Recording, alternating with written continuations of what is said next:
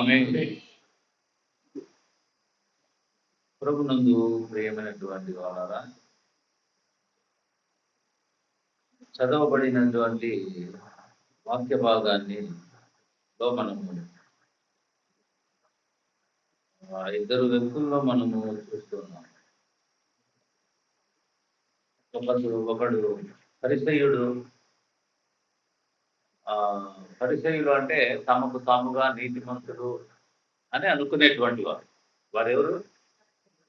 వాళ్ళు అనుసరిస్తున్నటువంటి పాటిస్తున్న పద్ధతులను బట్టి తమకు తాముగానే మేము నీతిమంతులము అని ప్రకటించుకునేటువంటి వారు. నీతిమంతులను తీర్చాల్సింది ప్రభు అయిన యేసుక్రీస్తే. ఒకరు పరిసయ్యులు, తమకు తాముగా నీతిమంతులు అనుకునేటువంటి వారు. ఇంకొక వ్యక్తి, ఒక స్త్రీ, ఆమె పాపాత్మురాలు అని రాయబడింది. ఆమె గ్రహించింది ఏమని? నేను పాపిని అని. ఇద్దరు వ్యక్తుల విషయాన్ని పరిశుద్ధాత్మ దేవుడు మనకు చేతపరుస్తూ ఉన్నాడు. పరిసయ్యులు అనేటువంటి వారు ప్రభువును వారు అంగీకరించేటువంటి వారు కాదు. ప్రభువును దుర్బోధకుడని, తర్వాత అబద్ధికుడని, దయ్యాలకు అధిపతి అని రకరకాలుగా ప్రభువుని గురించి వారు అభిప్రాయం కలిగినటువంటి వారుగా ఉన్నారు. ఎవరైనా ప్రభువును వెంబడిస్తే వాళ్ళను ఆటంకపరిచేటువంటి వారు ఎవరు? పరిసయ్యులు. అది ఒక తెగ. యేసు ప్రభువును వాళ్ళు ఒప్పుకునేటువంటి వారు కాదు. మేము అనుసరించేటువంటి పద్ధతులే నిజమైనటువంటివి, మేము మోసే ధర్మశాస్త్రాన్ని పాటిస్తున్నాం కాబట్టి మేమే నీతిమంతులు అని వారు చాలా గర్వంతో వారు ఉండేటువంటి వారు. దేవుని వాక్యం వాళ్ళను ఏమని చెప్తుందంటే, వారు వేషధారులు అని కూడా వ్రాయబడతా ఉంది. వారు పైకి భక్తి కలిగిన వారి వల్లే కనబడుతున్నారు, కానీ లోపల వారు సమాధుల్లాగా ఉన్నారు. వారు వేషధారులు అని వారిని గురించి దేవుని వాక్యం స్పష్టంగా బోధిస్తా ఉంది. వారు బోధించేవారే కానీ వారు చేసేవారు కాదు. వారు బోధించేవారే కానీ ఆ బోధన అనుసరించి వాళ్ళు జీవించే వాళ్ళు కాదు. అది పరిసయ్యుల విధానం. ఆ పరిసయ్యులు కొంతమంది బాప్తిస్మం ఇచ్చి యోహాను దగ్గరికి బాప్తిస్మం పొందడానికి కూడా వచ్చినారు. అప్పుడు బాప్తిస్మం ఇచ్చే యోహాను ఏమన్నాడంటే, సర్పసంతానమా, రాబోయే ఉగ్రతలు తప్పించుకోవడానికి మీకు బుద్ధి చెప్పిన వాడెవడు? సర్పసంతానము అంటే అర్థం ఏంటంటే, వాళ్ళల్లో ఏం మారు మనసు రాలేదు, పశ్చాత్తాపం కలగలేదు, కానీ వాళ్ళు బాప్తిస్మం తీసుకోవడానికి వస్తూ ఉన్నారు. ఈ దినాల్లో కూడా మారు మనసు ఉండదు, ప్రభువును అంగీకరించరు. పాపాన్ని బట్టి వారు పశ్చాత్తాపడి ప్రభు దగ్గరకు వచ్చి ఉండరు, కానీ వాళ్ళు బాప్తిస్మం తీసుకుంటున్నారు. కాబట్టి ప్రభునందు ప్రియులారా, వారు ప్రభువును ఎప్పుడు ఒప్పుకునేటువంటి వారు కాదు. అది పరిసయ్యుల బోధ. మనం సమయాన్ని బట్టి మనము విధానం మాట్లాడుకుంటున్నాం. ఈ పరిసయ్యులలో ఒకడు, ఆయనకేం చేసినంట చదువుకున్నటువంటి వాక్య భాగంలో చూడండి.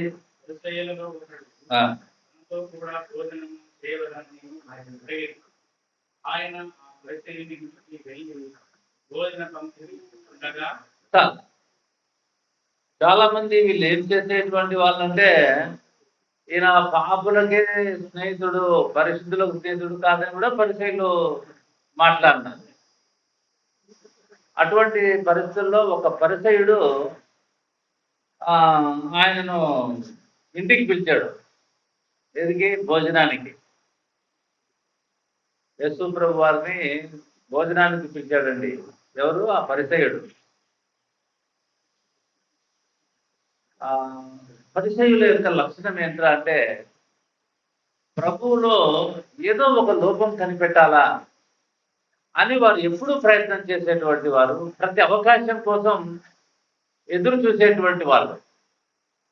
ఉదాహరణకు ప్రభు సమాజ మందిరాలను పోతే ఆ పూజ చేయగలిగిన వాడిని ఏమైనా చేస్తాడేమో విశ్రాంతి దినాన్ని కనిపెట్టుకుని ఉన్నట్టుగా మనం వీళ్ళు కనిపెట్టుకుని ఉంటారు అనమాట. ఇప్పుడు చెప్పండి, మరి ఆయన భోజనానికి ఎందుకు పిలిచిట్టాడు? ఎందుకు పిలిచిట్టాడు? ఇప్పుడు ఏం గట్టిగా చెప్పడం, సేకరించాలన్నమాట. ఈయన ఎక్కడా దొరకడు, ఈ భోజనం విషయంలో ఈయన దొరుకుతాడు. పైకి చూడడానికి బాగానే ఉందండి, భోజనానికి పిలవడము, ప్రభువు వెళ్ళడము, ఏమండి అయ్యో ఎంత మంచివాడు పరిసేయుడు అని మనం అనుకుంటున్నాం. కానీ ఎందుకు భోజనానికి పిలిచినాడంటే ఆయనలో ఏదో ఒక తప్పు పట్టుకొని ఆ తప్పును బట్టి ఆయనను చంపడానికి ఆలోచన కొరకై ఆయనను భోజనానికి పిలుస్తూ ఉన్నాడు. ఆశ్చర్యకరంగా ఉంది కదా. పిలిచిందేమో చూడడానికి, భోజనానికి పిలిచినట్లుగా ఉంది, కానీ ఆయనను తప్పు పట్టడానికి. తర్వాత రెండవ వ్యక్తి ఆ స్త్రీ, ఆమె వాళ్ళ ఇంటికి ప్రభు దగ్గరికి వస్తూ ఉంది. ఇద్దరు వ్యక్తుల్లో చాలా విశేషాలు ఉన్నాయండి, చాలా విశేషాలు ఉన్నాయి. తప్పు పట్టాలని ఒకడు, తప్పులు క్షమించినాడని ఇంకొక స్త్రీ. ఆమె పాపాలు క్షమించబడ్డాయి కాబట్టి ఆయనను ఆరాధించడానికి ఒక స్త్రీ ఆరాటపడ్డం చూస్తా ఉన్నాం. ఒకడు ఆయనను తప్పు పట్టడానికి ప్లాన్లు వేసుకోవడం చూస్తా ఉన్నాం.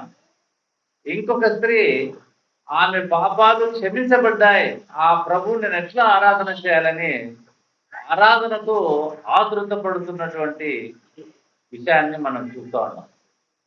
ఒకరు అవమానించడానికి, ఇంకొకరు ఆరాధించడానికి.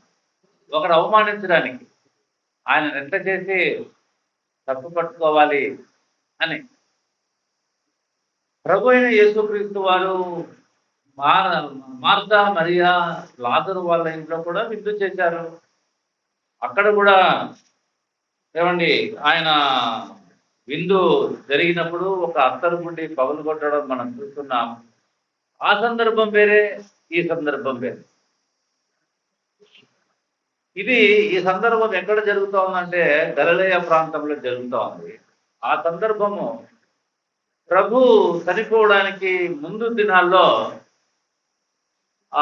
లాజరు, మార్తా, మరియల ఆ బేతనీలో మనం చూస్తూ ఉన్నాం. ఈరోజు మందిరానికి చేరి వచ్చినటువంటి, ప్రభువును ఆరాధించడానికి వచ్చినటువంటి మనం ఎగతాళి చేయడానికి వస్తున్నామా, ఆయనను ఆరాధించడానికి మనం వస్తూ ఉన్నామా? ప్రభు రెండు హృదయాలు కనుక్కుంటున్నాడు, అవునా? ప్రభు సమస్తము ఎరిగినటువంటి ప్రభు. అయ్యో నన్ను అవమానానికి వాళ్ళు పిలుస్తున్నారు, అవమానపరచడానికి పిలుస్తున్నారు, నేను ఎందుకు వెళ్ళాలని ప్రభు తప్పించుకున్నటువంటి వాడు కాడు. ప్రభు తప్పించుకున్నటువంటి ఆయన ఎంత సర్వాధికారి అయిన దేవుడై ఉండి ఎంత తగ్గించుకొని, ఒక పరిసయుడు భోజనానికి పిలిస్తే, అవమానం చేయడానికి పిలిస్తే మనమైతే వెళ్తామా? అమ్మో వాళ్ళు అవమానం చేయడానికి పిలుస్తున్నారు, మనం వెళ్ళకూడదు అనుకుంటాం. కానీ ప్రభు వెళ్తున్నాడంటే ఆయనలో ఉన్న తగ్గింపు, మన ప్రభు యొక్క తగ్గింపును గురించి మనం ఆలోచన చేద్దాం. ఆయన తగ్గింపు ఏ విధంగా ఉందో. ఆయన ఏం చేస్తున్నాడంట, ఆయనను ఆరాధించేవారు ఆత్మతోనూ సత్యంతోనూ ఆరాధించేవారు అట్టి వారి కోసమే ఆయన చూస్తూ ఉన్నాడంట. అట్టి వారి కోసమే ఆయన చూస్తున్నాడంట. నాకు వచ్చినటువంటి ఆలోచన ఏంట్రా అంటే,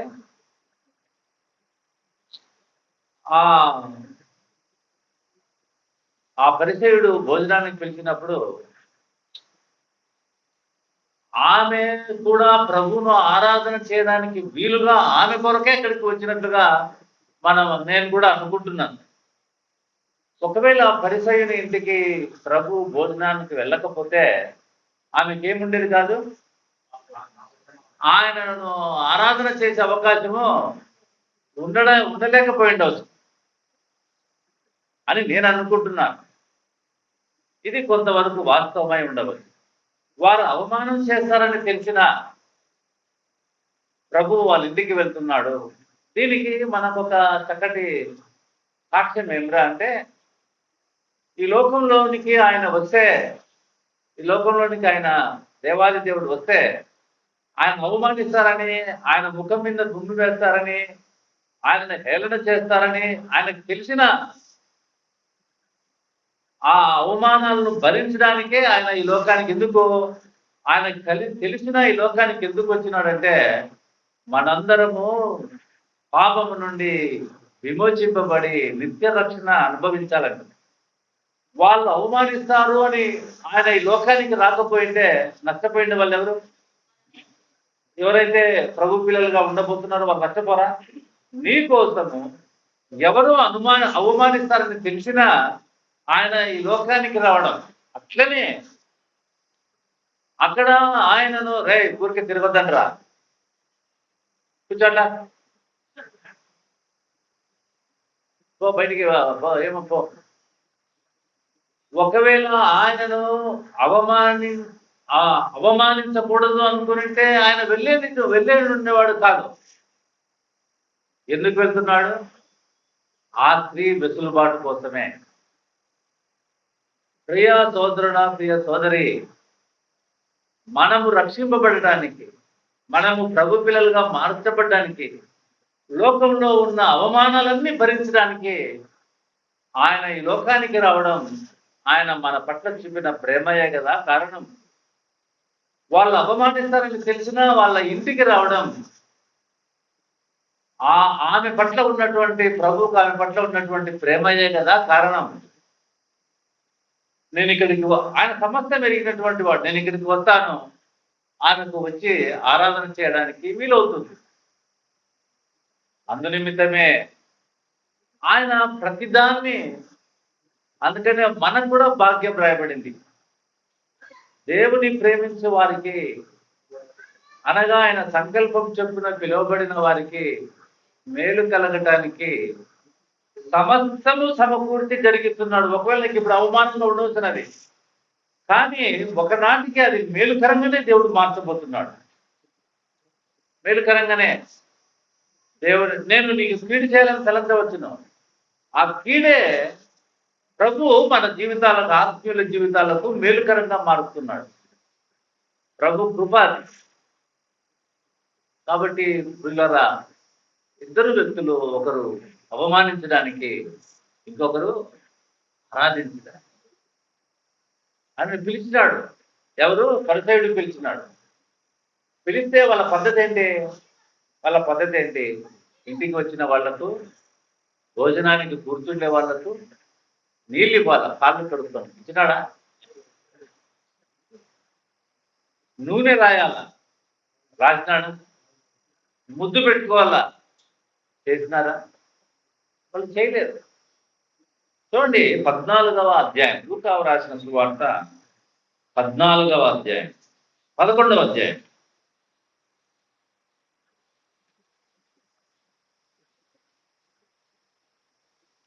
37వ వచనం చదవండి.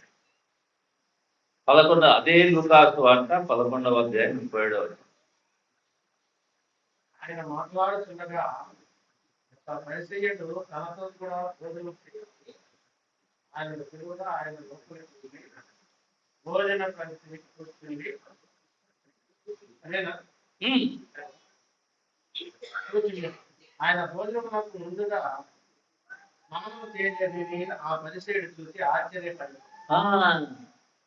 భోజనానికి ముందుగా కూర్చున్నాడు ప్రభు. కూర్చుంటేనే ఆ పరిసయ్యుడు ఆశ్చర్యపోతున్నాడు. ఎందుకో, ఏమి ఈయన స్నానం చేయలేదే? మరి ఇక్కడ కూడా ఈ పరిసయ్యుడి ఇంట్లో కూడా కూర్చున్నాడు. వాళ్ళు ఏం పడలేదు. ఎందుకు? వాళ్ళు నీళ్ళు ఇవ్వలే, ముద్దు పెట్టుకోలే. ముద్దు పెట్టుకోవడం ఏం చూపిస్తా ఉంది? వారి పట్ల ప్రేమను చూపిస్తా ఉంది. ఏమండి? కానీ వారు ఏమీ చేయలేదు. ఇది ఎట్లా ఉంటుందండి? మన పరిభాషలో మాట్లాడుకోవడం అంటే చాలా అవమానించడు. ఇప్పుడు మన ఇంటికి ఎవరైనా వస్తే కామన్గా మనం ఏం చేస్తాం? నీళ్ళు ఇస్తారు. కనీసం చేయగడుకోవడానికి నీళ్ళు ఇవ్వమా? అట్లా నీళ్ళు ఇవ్వలేదు. అతిథి ప్రియులుగా కనబడుతున్నారు కానీ వారు ఆతిథ్యం ఇచ్చేటువంటి వాళ్ళు కాదు. వాళ్ళు ప్రభువును లోపాలు కనిపెట్టాలి. ఈ రోజుల్లో కూడా వాళ్ళల్లో ప్రభువును పట్ల ప్రేమ లేదు, కానీ ప్రతిసారి ప్రభువును ఏ విషయంలో లోపం కనిపెడదామా అని ఇప్పటికీ ప్రయత్నం చేస్తూ ఉన్నారు. అవునండి. ఏమి మీ వాళ్ళు దేవుని భక్తులు అంటారే, వాళ్ళు ఇట్లా జీవిస్తున్నారే అడగటం అంతం లేదా? అంటా ఉన్నారు. అంటే ఎవరి తప్పు కనిపెట్టడము? ప్రభువును. పిల్లరా, మనము ఏ జాబితాలో ఉన్నాం? ఈరోజు ఆయన సన్నిధికి వచ్చి ఉన్నాం. ఆయనను సిద్ధపడలేదు మనకు. ఆయనకు మనం ఏమీ చేయడం లేదు, కానీ ఆరాధనలో కనబడుతున్నాం. ఆయన అవమానం చేయడమా, ఆరాధన చేయడమా? చెప్పండి. ఆయనకు మనం ఏమి చేయడంలే, నోరు తెరిచి పాట పాడడంలే, ఆ హృదయంలో స్థుతులు చెల్లించడం లేదు, ఏమి చేయడం లేదు, ఊరికే కూర్చోటున్నాం.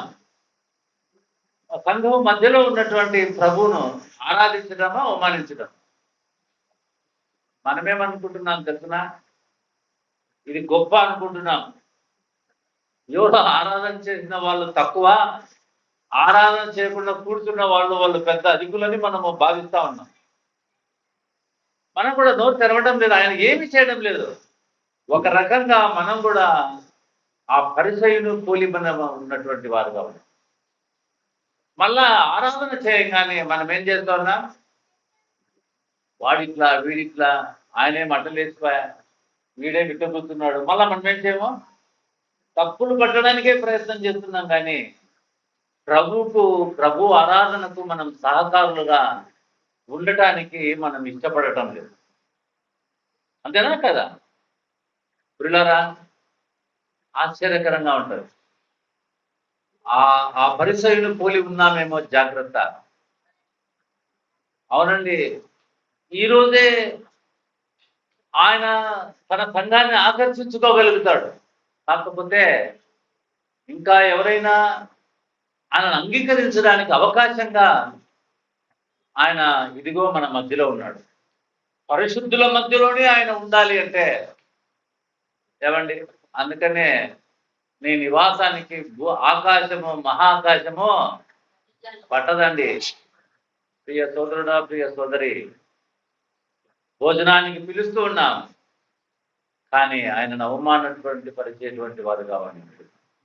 నీళ్ళు ఇవ్వడం లేదు, బుద్ధి పెట్టుకోవడం లేదు, తైలంతో అభిషేకం చేయడం లేదు. ఇది వాళ్ళ పద్ధతి. వాళ్ళు పాటించకపోతే ఎట్లా? వాళ్ళు ఏం చేయడం లేదు. ఎందుకు? నెక్స్ట్, ఆ ఊరిలో ఉన్న పాపాత్మురాలైన ఒక స్త్రీ, 37వ వచనం, 7:37, లూకా 7:37.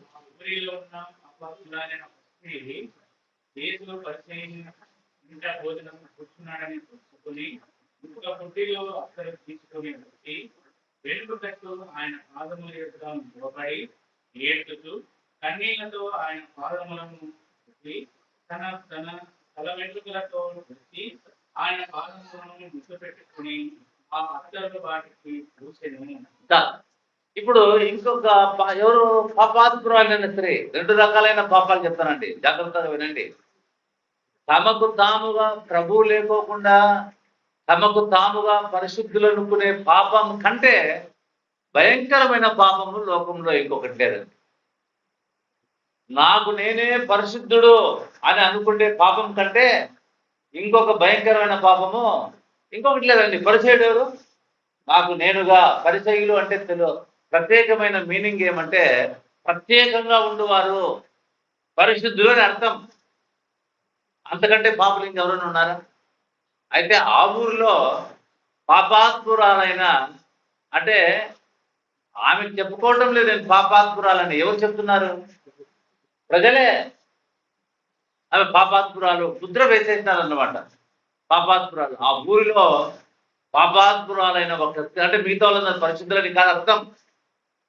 ఆ ఊరిలో ఆమె ప్రవర్తిస్తున్న తీరును బట్టి ఆ పాపాత్మురాలు అంటున్నారు.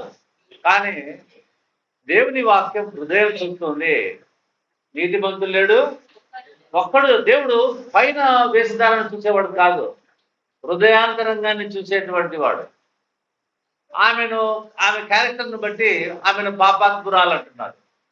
వీళ్ళకి ఆ క్యారెక్టర్ లేదు కాబట్టి మంచి వాళ్ళు అనుకుంటున్నారు. కొందరు తెలిసినా కొందరు అవకాశాలు లేక చేయడం లేదు. వాళ్ళేం చేయడానికి సిద్ధంగానే ఉన్నారు. కొందరికి ఏం లేవు, అవకాశం లేదు కాబట్టి. అంత మాత్రాన మనము పరిశుద్ధులమైద్దామా? కాబట్టి ప్రియ సోదరుడా, ప్రియ సోదరి, వింటానారా జాగ్రత్తగా? కాబట్టి ఇక్కడ పాపాత్మురాలైన స్త్రీ ఆమె ఏం చేసిందంట, ఒక విషయం తెలుసుకున్నది. ఏం తెలుసుకున్నది? చదవండి. ఆ ఊరిలో ఉన్న పాపాత్ముడైన ఒక స్త్రీ యేసు పరిసర ఇంట భోజనములకు కూర్చున్నాడని తెలుసుకొని ఆమె వాకాబు చేస్తా ఉందండి. ఆమె ఏం చేస్తుందంట? తెలుసుకుంటా ఉంది. టైమింగ్ తెలుసుకొని, అంటే ఎందుకు తెలుసుకున్నది అంటే ఆమెకు ప్రభువుకు ముందు పరిచయం ఉందా? ఇప్పుడు చెప్పాలా? ఉందా? లేకపోతే ఎట్లా తెలుసుకుంటుంది ఆమె? ఆమెకు ప్రభువు గురించి తెలుసును. ఆమె ప్రభు ద్వారా పాప క్షమాపణ పొందింది. పాప క్షమాపణ పొందింది కాబట్టి ఆరాధించడానికి ఆమె వెతుకుతా ఉంది. ఇప్పుడు అర్థమైందంటే ఆమెకు అప్పటికే ప్రభు పరిచయం అయినాడు. ఎక్కడో బోధలో ఆ ప్రభు యొక్క బోధ విని ప్రభు ద్వారా నా పాపాలు క్షమించబడ్డాయని ఆమె ఎరిగి ఉంది. అందుకనే ఆమె ఎవరి కోసం చూస్తా ఉంది? ప్రభువును ఆరాధించడానికి కోసం. అందుకనే ఆయన ఎక్కడెక్కడ ఉన్నాడు అని ఆమె తెలుసుకుంటుందండి. ఏం తెలుసుకునింది? ఓ, ఒక పరిసయుని ఇంట ఉన్నాడని తెలుసుకొని. మనమైతే ఏం చేసేవాళ్ళము? వాళ్ళ ఇంట్లో కూడికకు నేను వాళ్ళ ఇంట్లో కూడిక ఏమి వాళ్ళ ఇంట్లో కూడికరా? లేదు అంకుల్, నీకు తెలుసు, మాకి పడదు. పరిసయులు ఈ పాపాత్మురాల్ని ముట్టుకుంటారు? అసలు ముట్టుకుంటారా? కానీ ఆమె ఏం చేస్తాను? ఆమెకు వాళ్ళు ఎటువంటి వారు ఆమెకు అనవసరం. ఆమెకు ఎవరు కావాలి? ప్రభు కావాలి. చూడండి, ప్రభు ఇంటిలోనికి వెళ్ళిన తర్వాత ఆ పరిసయుడు ప్రభుని ఇట్లా పట్టుకోవడం లేదు. ఎందుకు పట్టుకోవడం లేదు?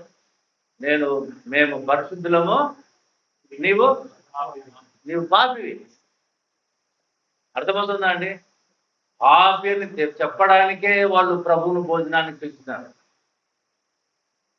ఆమె ఏం చేస్తా ఉందంటే ప్రభువును ఆరాధించడానికి ఎదురు చూస్తా ఉంది. అవకాశం కోసం ఎదురు చూస్తా ఉంది.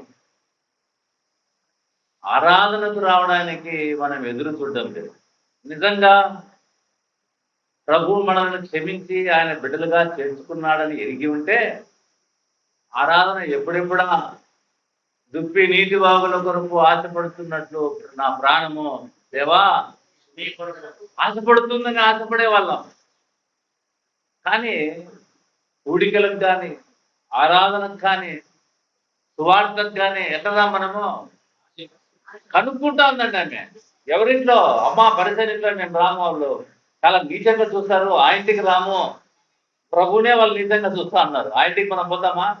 కానీ ఆమెకు అక్కడికి వస్తా ఉన్నాడు. ఎంత ఆశ్చర్యం, ఎంత ప్రేమ! ఆమెకు అంత ప్రేమ ఎందుకు? ఆమె అంత ప్రేమ ఎందుకో చివరిగా ప్రభు మాట్లాడుతున్నాడు. నీకు ఆ ప్రేమ ఉందా? ఆ ప్రేమ మనకుందా? ప్రభునందు ప్రియ సోదరుడు, ఆమె ఏం చేస్తా ఉంది? ఆ భోజనానికి కూర్చున్న ఆయన వెనుక తట్టున నిలబడి, మనకు టైం లేదు కాబట్టి చెప్పుకుంటూ వెళ్తున్నాను. ఆయన వెనుక తట్టున నిలబడి ఫస్ట్ ఏం చేస్తాను? ఆమె బాగా చదవండి. ఆయన పాదముల యొద్ద నిలబడి ఏడ్చుచు, ఎందుకు ఏడుస్తా ఉంది? ఎందుకు ఏడుస్తా ఉంది? పాపాలు క్షమించబడ్డాయని తెలుసుకోతే, పాపాలు క్షమించబడ్డాయని తెలిస్తే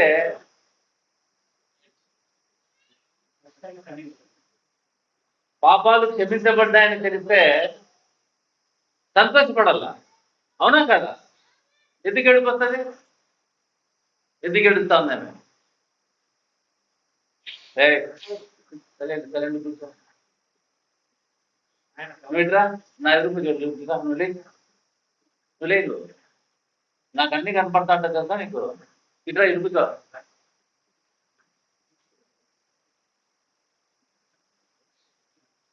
పాపాలు క్షమించబడ్డాయని తెలిస్తే ఆమె సంతోషపడాల, అవునా కదా? ఎందుకు ఏడుస్తా ఉంది? ఎందుకు ఏడుస్తా ఉంది? ప్రభువా, నీవు సర్వాధికారి అయిన దేవుడు, మానవుడిగా ఈ లోకంలో పుట్టి నా కొరకు ఈ అవమానాన్ని భరిస్తున్నావు. ఏ అవమానాన్ని? నీవు ఈ అవమానాన్ని భరిస్తున్నావు నా కొరకు వచ్చి. నేను నీ దగ్గరికి రావడానికి ఆ పరిశీలికి వచ్చినావు, నా కొరకు ఇంత అవమానాన్ని నువ్వు భరిస్తున్నావు. ఆహా, అందుకనే ఆమెకేం కలిగింది? ఏడుపు కలిగిందండి. ప్రభువు చూపించేటువంటి ప్రేమ. ప్రభు ఆ ఇంటికి రాకపోతే ఈమెకు అవకాశము కలిగిండేది కాదు. అందుకని ఆమె ఏం చేస్తానంటే, ప్రభువా, నేను నీ దగ్గరికి రావడానికి నీవు ఈ అవమానాన్ని భరించి నా కొరుకున్నావు. ఎవరికైనా రాలా ఏడుపు? చెప్పండి.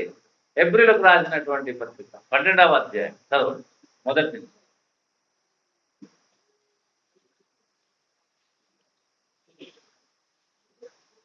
ఇంత గొప్ప సాక్షి సమూహం మేఘం వలె మనల్ని ఆవరించినందున మనము కూడా ప్రతి భారమును సులువుగా చిక్కులు పెట్టు పాపను విడిచిపెట్టి విశ్వాసమునకు కర్తయు దానిని కొనసాగించువాడనైన యేసు వైపు చూచుచు మన ఎదుట ఉంచబడిన పందెములో ఓపికతో పరిగెత్తుదాము. ఆయన తన ఎదుట ఉంచబడిన ఆనందము కొరకై అవమానము నిర్లక్ష్యం పెట్టి, ఆయన ఏం చేశాడంట? అవమానము నిర్లక్ష్యం పెట్టి. ఎక్కడ నిర్లక్ష్యం పెట్టాడు?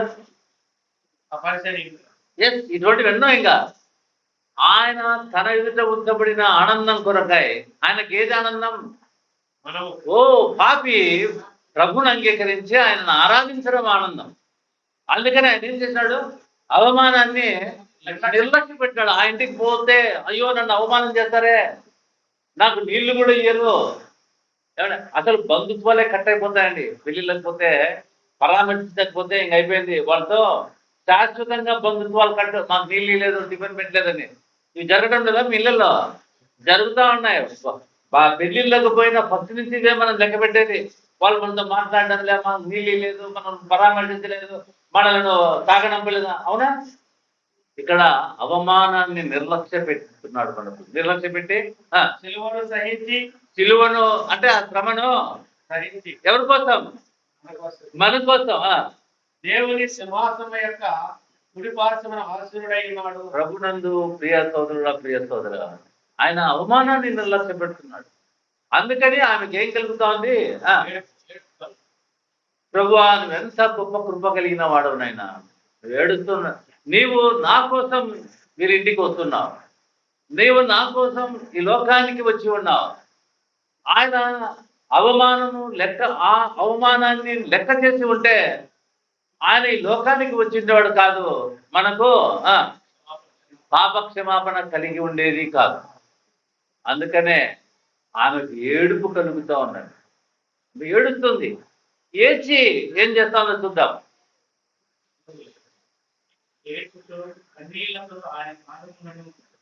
ఎందుకు కన్నీళ్లతో ఆయన పాదాలు కడుగుతాను? ఎందుకు చెప్పాలా మీరు? వాళ్ళు నీళ్ళు ఇవ్వలేదు నీకు, వాళ్ళు ఏమీ లేదు నీకు, నీ పాదాలకే వాళ్ళు నీళ్ళు ఇవ్వలేదు నాయన.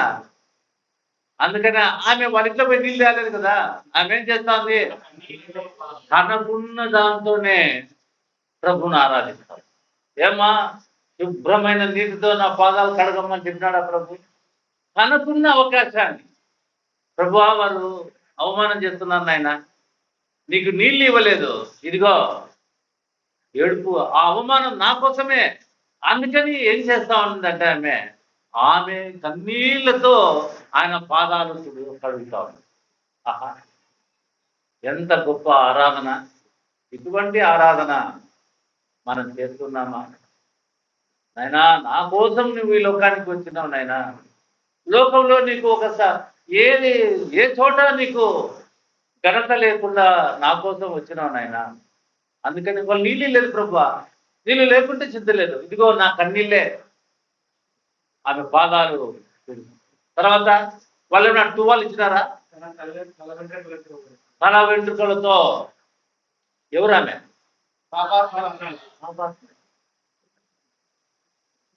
ఆ తల వెంట్రుకలతో తుడుస్తా ఉంది, కన్నీళ్ళుగా ఆ పాదాలు తుడుస్తుంది. ఎందుకంటే ఆమె దగ్గర తువాలు ఉండేది కాదు. ఆమె ఏదో ఎక్స్పెక్టేషన్ చేసుకొని రాలేదు. కేవలం ఒక అత్తరు బుడ్డి మాత్రమే పట్టుకొని వచ్చింది. ఎక్కడ పుస్తా ఉంది? తర్వాత తల వెంట్రుకలతో తుడిచి ఆయన ముద్దు పెట్టుకోలే. ఆయన ముద్దు పెట్టుకొని ఆ ప్రభువును ఘనపరచలేదు. ఇవేం చేస్తాంది? నాయన, నువ్వు నా కోసం వాళ్ళ ఇంటికి వస్తే వాళ్ళు నిన్ను ముద్దు పెట్టుకో, నేను ముద్దు పెట్టుకుంటున్నా. ఎక్కడ ముద్దు పెట్టుకుంటాంది?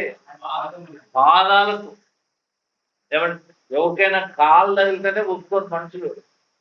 ఏమండి, పాదాలకు ఆమె ముద్దు పెట్టుకుంటారు. ఇవే మళ్ళా ఆయనతో చెప్తున్నాడు. ఆయన పేరు తెలుసు, సీమోను. ఎందుకంటే ప్రభువును ఎక్కువ పిలిచినటువంటి వారు అందరు సీమోన్లే. ఆ ఊర్లో అందరు సీమోన్లు ఉన్నారేమో. చూడండి, పాదాలకు ముద్దు పెట్టుకొని ఆ అత్తరు వాటిని పూసాను. ఆయనను పిలిచిన హృదయుడు అది చూసి, ఈయన కలపూరిన ఎడల తను ముట్టుకున్న ఈ స్త్రీ ఎటువంటి తిరిగి ఉండను, ఇది పాపాత్మరాలు అని తనలో తాను అనుకోలేదు. ఆయనకు దొరికింది. ఏం దొరికింది? వాళ్ళ పరిచయలో ఈయన ఎవరు? ఈయన ప్రవక్తనే కాదయ్యా, ఈయనకేం తెలియదు. వాళ్ళకు ఒక బలమైన పాయింట్ దొరికింది. ఎందుకంటే ఈయన ప్రవక్త అయితే ఆమె అసలు ముట్టుకొని పడిన వీళ్ళు ఎందుకు ప్రభువుని ముట్టుకోలే? చూడండి, ఆమె అంటే ఈయన ఎవరు గ్యారంటీగా? ఈయన ప్రవక్తనే కాదు. ఆయనకేం దొరికింది? ఒక మంచి పాయింట్ దొరికింది. సరే, ఆమె యువతియో ఈయన ఎరిగి ఉండను కాబట్టి ఈయన ఎవరు కాదు. అయితే మన ప్రభు అందరినీ ఎరిగినటువంటి వాడు. అందుకనే వెంటనే ఏమంటున్నాడు? ఆయన లోపల అనుకున్నాడు, బయటకేం చెప్పలే. కానీ ప్రభు ఏమంటున్నాడు చూడండి, వెంటనే చదవాలి, టైం అయిపోయింది. అందుకు యేసు అంటే అర్థమేమి?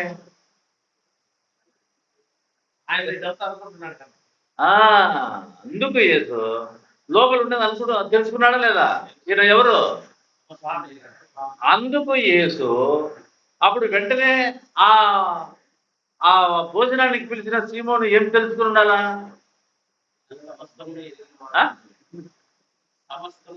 ఈయన ప్రవక్త అని తెలుసుకుని ఉండాలా? ఆ ముట్టుకున్నప్పుడు ఈయన ప్రవక్త కాదు, ఈయనకేం తెలియదు అనుకున్నాడు కదా. ఇప్పుడు ఆయన హృదయంలో ఉన్న దాన్ని బట్టి చెప్తున్నాడంటే ఆయన ఏమనుకోవాలా? కానీ అనుకోవటం లేదు. అనుకోవలసినటివి అనుకోవటం లేదు, అనుకోకూడనివి అనుకుంటున్నాడు. అవునండి. అందుకనే అందుకు యేసు సీమోనా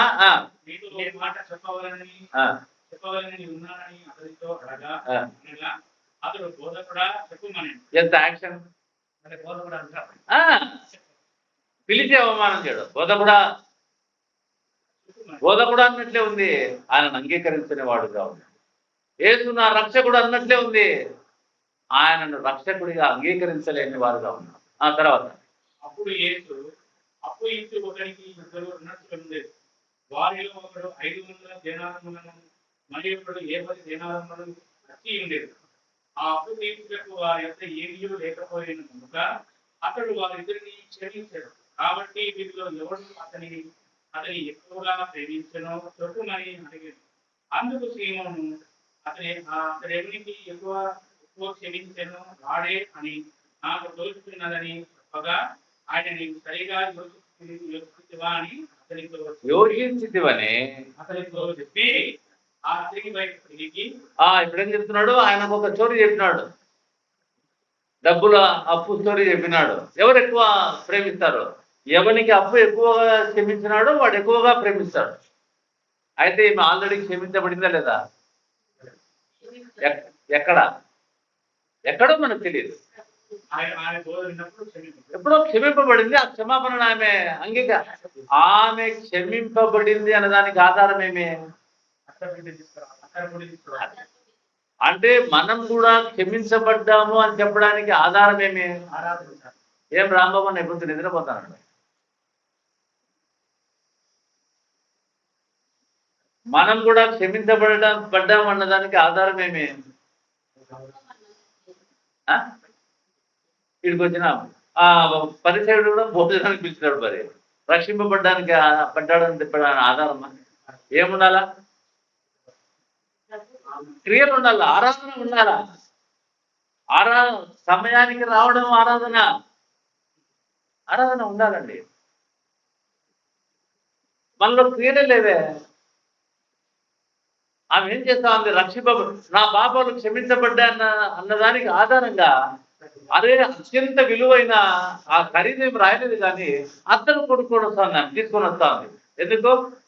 నా పాపాలు ఎవరు క్షమించలేరు, ఇదిగో నా ప్రభు నన్ను క్షమించినాడు. ఆమె అట్లా చేసినందుకు క్షమాపణ జరిగిందా? క్షమాపణ జరిగినందుకు ఆమె అట్లా చేస్తా ఉందా? మనము క్షమించినాడున్న ప్రభువును ఆరాధిస్తున్నాం, కానీ ఆరాధిస్తే క్షమిస్తాడంటే అదేమవుతుంది? వాక్య విరుద్ధమవుతుంది. ఆమె నోరు తెరవలేదు. అక్కడ ఎవరైనా నోరు తెరిచిందా? నోరు తెరవలేదా? అందుకని చూడండి, ఈమె ఎక్కువగా ప్రేమిస్తుంది కాబట్టి విస్తార పాపాలు క్షమించబడ్డాయి. పాపము క్షమించబడిందని చెప్పేదానికంటే గొప్ప సంతోషము ఇంకొకటి లోకంలో ఉండడానికి వీల్లేదండి. చదవండి అమ్మంటే అంటే అప్పులు క్షమించబడ్డము అంటే దానికి ఒక చిన్న ఉదాహరణ చెప్పి నేను ముగిస్తాను. ఇప్పుడు నేను ఒక 10 లక్షలు అప్పు చేసినాను. 10 లక్షలు అప్పు చేస్తే వేణు ఉండి నీ అప్పు నేను తీరుస్తాను అని చెప్తున్నాడు. నీ అప్పు నేను తీర్చేసాను. అప్పుడు ఆయన ఏం చేయాలా? అప్పు ఆయన కట్టలే లేదా? నేను ఎవరికి చేసినాను అంటే ఆ భారం ఎవరి మీద పడుతుంది? ఆయన మీద పడ. అట్లనే ప్రభు మనల్ని క్షమించినాడు. మన పాపం అంటే ఆ పాపం ఎవరి మీద పడుతుంది?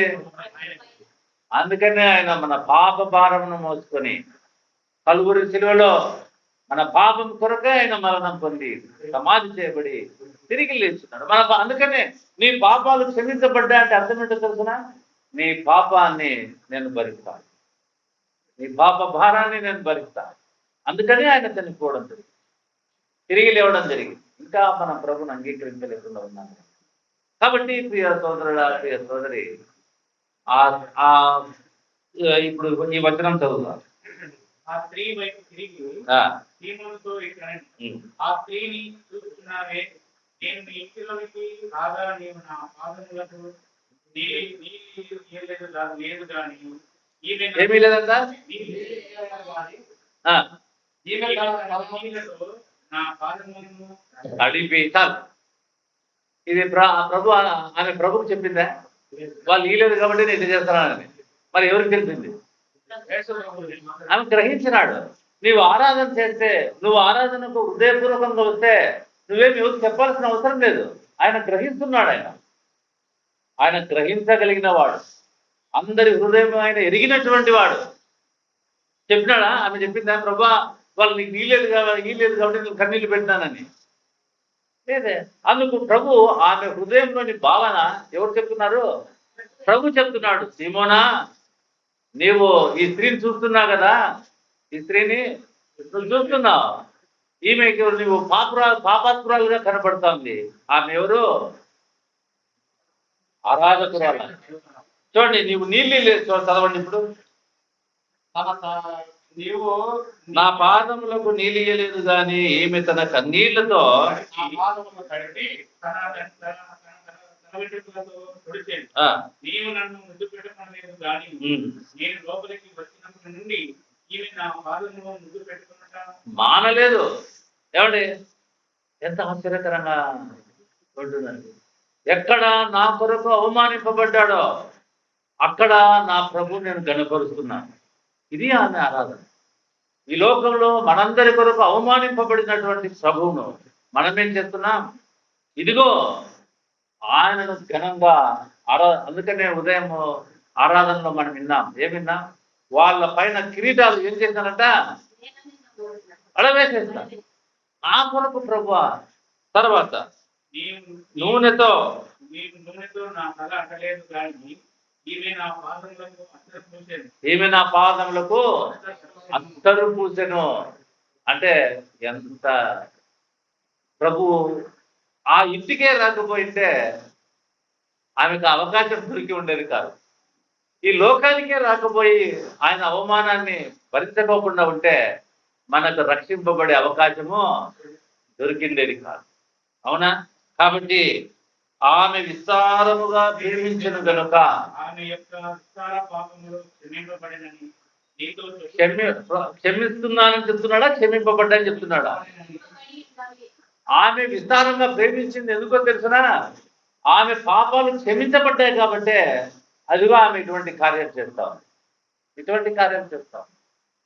మనం కూడా పాపాలు క్షమించబడినటువంటి మనం ప్రభువును ఆరాధించేటువంటి వారుగా, ప్రభువును ఘనపరిచేటువంటి వారుగా, ప్రభువును మనము ఆరాధించేటువంటి వారుగా ఉంటున్నాం. తర్వాత ఎవరికి కొంచెముగా క్షమింపబడేనో వాడు కొంచెముగా ప్రేమించినని చెప్పి నీ పాపములు క్షమింపబడి ఉన్నవి అని ఆమెతో ప్రభు దేవుడు నీ పాపాలు క్షమిస్తాడన్నాడా?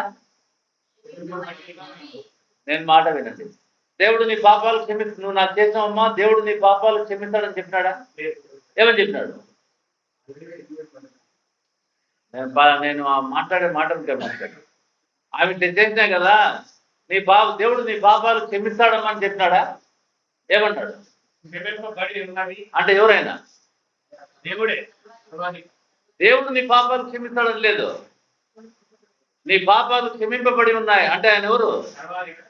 ఆయన దేవుడు. ఆయన అర్థమవుతుందా? అందుకని అక్కడ కూర్చున్న వాళ్ళు ఏం చేస్తారు తెలుసా?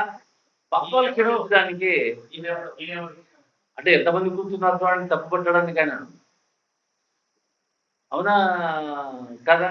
కనుక ప్రభునందు ప్రేమైనటువంటి వాళ్ళరా, ఆమె పాపాలు క్షమించబడ్డాయి కాబట్టే ఆమె ప్రభును వెతికి ప్రభును ఆరాధిస్తాం.